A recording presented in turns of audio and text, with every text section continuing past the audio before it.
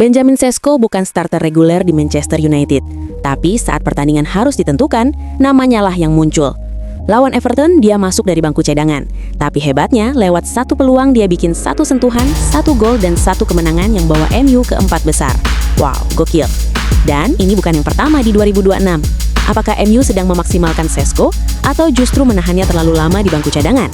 Mari kita bahas. Segmen pertama, konteks laga. MU datang ke laga ini dengan tekanan perebutan 4 besar. Pertandingan berjalan ketat. Everton bertahan disiplin dengan blok rendah. MU menguasai bola, tapi kesulitan menciptakan peluang bersih.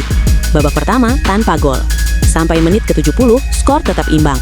Dan di titik ini, pertandingan terlihat menuju hasil seri. Michael Carrick belum memainkan Sesko sejak awal.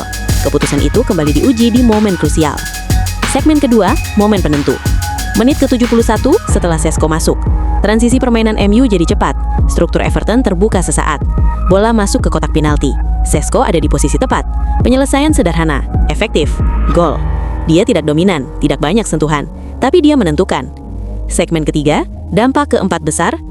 Gol ini mengembalikan Manchester United ke posisi 4 besar setelah 2 tahun.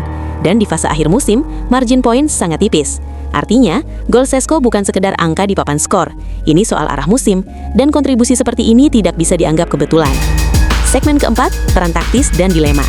Carrick tampaknya menggunakan Sesko sebagai senjata fase akhir. Striker utama dituntut pressing sejak awal dan terlibat dalam build-up. Sesko lebih efektif sebagai finisher direct. Kekuatan utamanya, timing lari, posisi di kotak penalti, eksekusi cepat.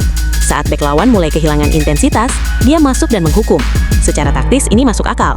Tapi ada dilema. Kalau dia terus menentukan hasil, berapa lama status cadangan itu masih relevan? Kesimpulan, sepanjang 2026, pola Sesko konsisten. Minim sentuhan, efisiensi tinggi, dampak langsung. Lawan Everton hanyalah episode terbaru. Kalau MU gagal finish 4 besar musim ini, apakah keputusan tidak menjadikan Sesko starter akan dipertanyakan? Atau justru inilah strategi terbaiknya? Tulis pendapat lo di kolom komentar.